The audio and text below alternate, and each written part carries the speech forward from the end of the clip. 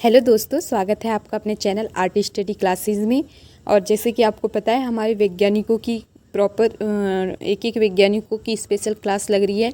जैसे कि आज के हमारे महत्वपूर्ण वैज्ञानिक है जी पियाजे जी, जिनका योगदान बाल विकास में, जो बच्चे के विकास में बहुत ज़्यादा महत्वपूर्ण योगदान रहा है। और ये इनके बारे में आज हम जानेंगे। इन्होंने अपने सिद्धांत में क्या क्या बात कही है, इनका सिद्धांत किस नाम से प्रसिद्ध है, इन सभी सारी चीज़ों के बारे में जानेंगे। आपके सीटेट के एग्ज़ाम के लिए बहुत ज़्यादा ज़रूरी क्लास है ये। और आप पहली बार अगर इस क्लास से जुड़ रहे हैं तो please like, share and subscribe कीजिए। इतनी सी आशा हम आपसे रखते हैं, ठीक है।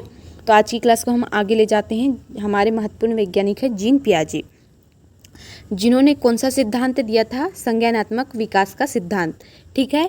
इनके बारे में कुछ महत्वपूर्ण तथ्य है। ये कहाँ के निवासी थे? स्विट्ज़रलैंड के निवासी थे। और यह मानव विकास तथा किशोर अवस्था के उन विभिन्न पहलुओं की ओर अपने अनेक लेखों तथा पुस्तक के माध्यम से ध्यान दिलाया जिसकी अब तक अन्य मनोवैज्ञानिकों ने ध्यान नहीं दिलाया था। इन्होंने उन क्षेत्रों पर अपना महत्वपूर्ण ध्यान दिलवाया जिनमें बाकी सब वैज्ञानिकों थे, उन्होंने ध्यान नहीं दिया था, ठीक है। इन सभी बातों को उन्होंने बताया कि यह महत्वपूर्ण चीज़ है जो बालक के विकास के लिए बहुत ज़्यादा इम्पॉर्टेंट है, ठीक है। इसलिए इनका जो संज्ञानात्मक विकास का सिद्धांत है बहुत ज़्यादा फेमस है। और यह भी पूछा जा सकता है, यह स्विट्ज़रलैंड के निवासी है, ठीक है। और क्या क्या बात कही है इन्होंने? जीन पियाजे ने सर्वप्रथम 1920 में बाल विकास के क्षेत्र में कार्य किया था। कौन से सन में? 1920 में जो बाल विकास है उसके जो प्रारंभ किया था 1920 में किया था। और 1923 में अपनी सर्वप्रथम book the language and thought of the child पूछी जा सकती है। यह बुक किसके द्वारा लिखी गई है? तो यह जीन पियाजे द्वारा लिखी गई है। कौन सी? The language and thought of the child लिखी। इसके बाद सन 1976 तक के 53 वर्ष के काल में उन्होंने कुल 32 बुक लिखी। पूछा जा सकता है कि कितनी कुल बुक लिखी है? उन्होंने 32 बुक लिखी है। और इसमें जो मुख्य बुक है D physiology of child, the language in thought of the child, यह महत्वपूर्ण बुक है, ठीक है। इनने 32 बुक लिखी है। यह स्विट्ज़रलैंड के निवासी है और इन्होंने संज्ञानात्मक विकास का सिद्धांत दिया। और इन्होंने बालक के विकास में जब प्रारंभ किया वो 1920 से प्रारंभ किया, ठीक है। और जो उनकी सर्वप्रथम बुक थी, book the language and thought the child लिखी थी, वो भी कब लिखी थी? 1923 में लिखी थी। यह इनके बारे में महत्वपूर्ण जो अभी तक के पढ़े वो बाकी सारी चीज़ें। और आगे पढ़ते हैं। बहुत महत्वपूर्ण इन्होंने बालक की 4 अवस्था बताई जो आपके एग्ज़ाम में पूछा ही जाता है। अगर यहाँ से नहीं पूछा ना तो सीटेट के एग्ज़ाम का कोई महत्व नहीं है। इतने महत्वपूर्ण वैज्ञानिक है ये हमारे लिए। और यह क्लास भी आपके लिए बहुत ज़्यादा महत्वपूर्ण सिद्ध होगी। प्लीज़ इसे पूरा देखिएगा, अधिक से अधिक लोगों तक लाइक, शेयर एंड सब्सक्राइब करवाइएगा। अभी हम आपके लिए एक से एक महत्वपूर्ण वैज्ञानिक लाएंगे और हमारी पेडागोजी की जो क्लासेस है वो भी स्टार्ट होगी, ठीक है। जीन पियाजे के द्वारा दी गई मानव अवस्था की अवधारणा। जीन पियाजे को विकासात्मक मनोविज्ञान का जनक कहा जाता है। पूछा जा सकता है, जो विकासात्मक मनोवैज्ञानिक है कौन कहलाते हैं? जीन पियाजे, ठीक है। इनकी 4 मुख्य अवस्था है। जैसे मैंने अभी कुछ देर पहले बताया था आपको, 4 मुख्य अवस्था कौन कौन सी है? पहली अवस्था हमारी महत्वपूर्ण संवेदी पेशी या संवादात्मक अवस्था, ठीक है, जो हमारी जन्म से 2 वर्ष तक की होती है। इनकी आयु पूछा जा सकता है, इनका काल पूछा जा सकता है। संवेदी पेशी अवस्था या संवादात्मक अवस्था, जिनकी आयु है जन्म से 2 वर्ष तक। पूर्व संक्रियात्मक अवस्था, जिनकी महत्वपूर्ण आयु है 2 से 7 वर्ष तक। कौन सी? 2 से 7 वर्ष। स्थूल या मूर्त क्रियात्मक अवस्था 7 से 12 वर्ष तक, ठीक है। और औपचारिक क्रियात्मक अवस्था 12 वर्ष से प्रौढ़ावस्था तक।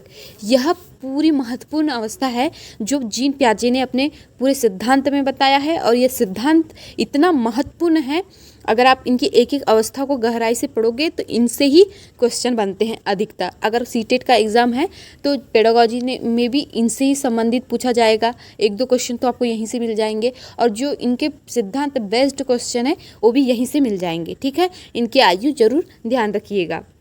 पहली अवस्था हमारी है संवेदी या संवादात्मक या इंद्रिय जनित अवस्था, ठीक है, जिसमें जीन पियाजे ने अपने पुत्र लॉरेंस व 2 पुत्री लूसीन या जैकलिन पर प्रयोग कर अध्ययन किया कि जन्म के समय शिशु बाह्य जगत के प्रति अनभिज्ञ होता है।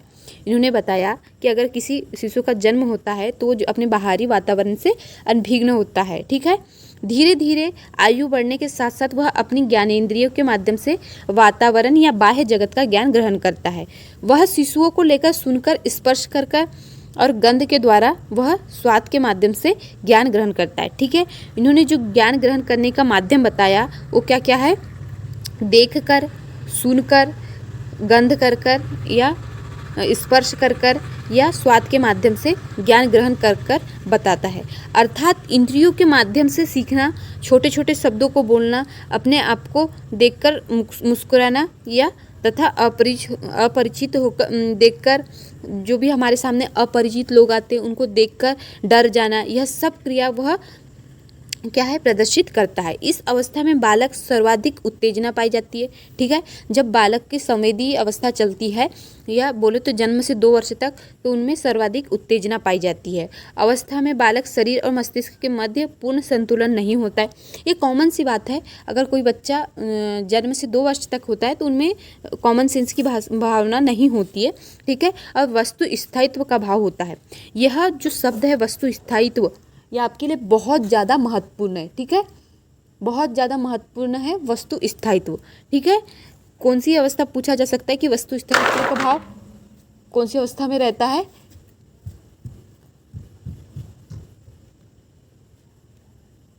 तो वह हमारा है, सॉरी बेटा, कुछ मिसअंडरस्टैंडिंग हो गई थी, कुछ गिर चुका था तो इसलिए मैं आपके जो आपको डिस्टर्ब होगा उसके लिए माफ़ी चाहूँगी। पूर्ण संतुलन और वस्तु स्थायित्व का, पूर्ण संतुलन नहीं होता है और वस्तु स्थायित्व का भाव होता है। ठीक है, छोटे बच्चों के हाथ में कुछ भी दे दो या कोई भी वस्तु को हो तो वह वस्तु सीधे मुंह में ले जाता है। बिल्कुल, अगर आप देखिएगा जब आप छोटे छोटे बच्चों को कुछ सामान देते हैं तो डायरेक्ट, अगर आप किसी के हाथ में पैसे भी थमाते हैं तो डायरेक्ट मुंह में डालने की कोशिश करता है। अंगूठा चूसने की आदत होती है इस अवस्था में। ठीक है, नेक्स्ट है हमारा शिशु इस अवस्था में अल्प ज्ञान के कारण कार्य क्षेत्र व कारण में संबंध स्थापित नहीं कर सकता। बिल्कुल, क्योंकि उसे अल्प ज्ञान की प्राप्ति होती है। उदाहरण, बालक के सामने कार्य अर्थात उसे कोई भी कार्य बताया जाएगा तो उसे वह कर तो लेगा लेकिन उसके कारण का पता नहीं लगाएगा। ठीक है, और जन्म से 30 दिन की अवस्था को शिशु की प्रतिवर्ती क्रियाओं की अवस्था कहा जाता है और 8 महीने तक की आयु वाले बच्चों की गौण वृत्ति प्रतिक्रिया की अवस्था होती है। ये महत्वपूर्ण जो आपकी संवेदी अवस्था में बनता था, महत्वपूर्ण जानकारी आपके तक है, आप प्लीज़ इसे अच्छे से नोट कीजिएगा। सेकेंड अवस्था है हमारी पूर्व संक्रियात्मक अवस्था। इस अवस्था में बालक में आत्म केंद्रितता का गुण पाया जाता है। बिल्कुल, ठीक है, एज कौन सी है बेटा इसकी? 2 से ऊपर है। ठीक है, 7 वर्ष तक, तो इनमें आत्मकेंद्रिता की भावना होती है और ये छोटे छोटे कार्य करने में मदद करता है। ठीक है, जो घर के अपने छोटे छोटे काम होते हैं उसमें मदद करता है और वस्तु को क्रम से रखना, हल्के भारी का ज्ञान होने लगता है, रंगों को पहचानने लगता है, गिनती गिनना, अक्षर लिखना, पूछने पर नाम बताना आदि सारी चीज़ें सीख जाता है। लेकिन वह तर्क वितर्क नहीं कर पाता, इसलिए इस अतार्किक चिंतन की अवस्था भी कहा जाता है। क्या कहा जाता है बेटा? अतार्किक चिंतन की अवस्था। इस अवस्था की क्योंकि इस अवस्था में बालक वस्तु को सजीव चिंतन करता है, जीववाद का गुण होता है। कौन सा महत्वपूर्ण जो शब्द है हमारा? जीववाद, इसका गुण पाया जाता है। बालक में अनुत्क्रमणीयता या अपलटवार, यह बता नहीं सकेगा अगर 2 गुना 2 करेंगे। ठीक है, जैसे कि उत्क्रमणीय और अपलट वाली का गुण कैसे बोल सकते हैं? 2 गुना 2 करेंगे, ये 4 तो बता देगा, लेकिन 2 भागी 2 से 4 को हम 2 से डिवाइड करेंगे तो 2 बता देगा, लेकिन एक किस प्रकार से हुआ यह उसे इस चीज़ का ज्ञान नहीं होगा। ठीक है, नेक्स्ट है हमारा, इसे प्रतीकात्मक सोच पाई जाती है और संरक्षण का अभाव होता है। पूछा जा सकता है कौन सी अवस्था में संरक्षण का अभाव होता है। इस अवस्था को 2 अवस्था में बांटा गया है, जैसे कि पहला है प्राक संप्रत्यात्मक अवधि या पूर्व प्रज्ञ काल, यह 2 से 4 साल तक होता है, और अंतर्दर्शी अवधि अतः प्रज्ञ काल, यह 4 से 7 साल की अवधि होती है। इसमें बालक जोड़, घटाव, गुना, भाग आदि का ज्ञान प्राप्त कर लेता है। आपको जो ये थ्योरी बता रही हूँ बेटा, यहाँ की एक एक लाइन आपके लिए बहुत ज़्यादा महत्वपूर्ण है। ठीक है, हमारी जो थर्ड अवस्था आती है स्थूल या मूर्त क्रियात्मक अवस्था या ठोस संक्रियात्मक अवस्था। इसमें क्या बात कही गई है, यह अवस्था संज्ञानात्मक विकास का मुख्य परिवर्तन बिंदु माना जाता है। बालक के विचार बड़ों के निकट होने लगते हैं। बिल्कुल, जब एज भी बढ़ती है तब कहीं ना कहीं सलाह मशवरा की चीज़ों में भी यह बालक पार्टिसिपेट करने लगते हैं अपने बड़ों के साथ। क्यों कैसे इत्यादि। इस अवस्था में बालक अनेक तार्किक क्रिया, देखो यह अवस्था अपनी हो जाती है तार्किक संबंधित, ठीक है। और मूर्त क्रियात्मक, मतलब देख के इंसान को यह सारी चीज़ें बता सकते हैं, ठीक है। लेकिन बालक का चिंतन केवल मूर्त वस्तु के सामने, मतलब जो उपस्थित है उसी के सामने हो सकती है, और जो काल्पनिक जगत में यह नहीं आते, ठीक है। इनकी जो मूर्त क्रिया तक ही इनकी अवस्था सीमित होती है, और यह जो देखते हैं वस्तु इसी के बारे में तर्क वितर्क करने लगते हैं। वह अपने सामने उपस्थित दो वस्तु के बीच तुलना करना ये तथा समानता तथा असमानता करना सीख जाते हैं। इस अवस्था के अंतर्गत वह सभी गलत व उचित अनुचित में भेद करने लग जाते हैं। बालक के उत्क्रमणशीलता, पलटवाली का गुण विकसित हो जाता है। इसमें पता चलता है अगर हम 2 का गुना 2 से करेंगे तो 4 आएगा, और हम ऐसी कौन सी संख्या से इसे डिवाइड करें कि 2 ही आए, तो ये सारी भावनाएं, यह सारी क्रियाएं इस अवस्था के अंतर्गत आने लगती है बच्चों में, ठीक है। इसमें भाषा संप्रेषण की योग्यता आ जाती है, किस प्रकार बोलना है, कहाँ तुक लगाना है, कहाँ सारी चीज़ें आ जाती है, कहाँ रोकना है, कहाँ नहीं रोकना है। बालक दिन, तारीख, समय, महीने, वर्ष आदि बातें बताने योग्य हो जाता है, ठीक है।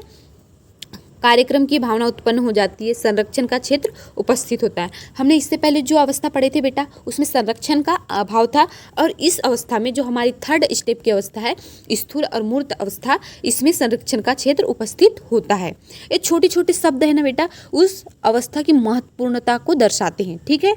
अब हमारी लास्ट है अवस्था अमूर्त औपचारिक संक्रियात्मक अवस्था। इसमें जो बात कही गई है, अमूर्त चिंतन की योग्यता का विकास, अर्थात उसे विचार करने के लिए मूर्त वस्तु की आवश्यकता नहीं होती। अब उसके सामने वह वस्तु नहीं भी रहती तो वह अपनी काल्पनिक जगत में जाके उसके बारे में बता सकता है, उसके बारे में सही या गलत सारी चीज़ें बता सकता है। इस अवस्था के अंतर्गत दर्शन शास्त्र एक अमूर्त चिंतन है। इस अवस्था में पूर्व अनुभव द्वारा बालक पदार्थ तथा गुणों की पहचान करता है, जैसे मैंने अभी आपको बताया। इस अवस्था में बालक में परिकल्पनात्मक चिंतन पाया जाता है तथा बौद्धिक चिंतन, तार्किक चिंतन, समस्या समाधान करना आदि मानसिक योग्यता का विकास हो जाता है। इस अवस्था में बालक निगमन, तर्क, नियम से उदाहरण देने योग्य, जो हमारे शिक्षा के जो नियम है ना बेटा, नियम, निगमन, आगमन, वो सारी, जैसे कि निगमन में तर्क नियम की से उदाहरण की ओर देने लगता है, ठीक है। और सेकेंड है सामान्य से विशिष्ट चीज़ों के बारे में बताने लगता है। सूक्ष्म से विशाल, मूर्त से अमूर्त, नियम से उदाहरण, ये सारे नियम ये हमारी 4th अवस्था में ही पूरा डेवलप होता है, और इसी के अंतर्गत बालक का पूर्ण विकास होता है।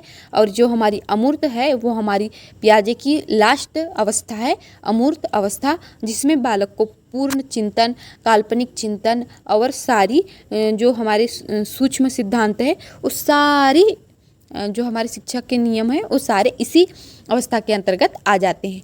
तो यह रहा हमारा पियाजे का महत्वपूर्ण सिद्धांत, संज्ञानात्मक विकास का सिद्धांत, जिसमें उन्होंने 4 महत्वपूर्ण अवस्था बताई, ठीक है। तो आपकी यह क्लास यहीं एंड होती है, और जो भी हमसे गलती होगी या जो भी मिसअंडरस्टैंडिंग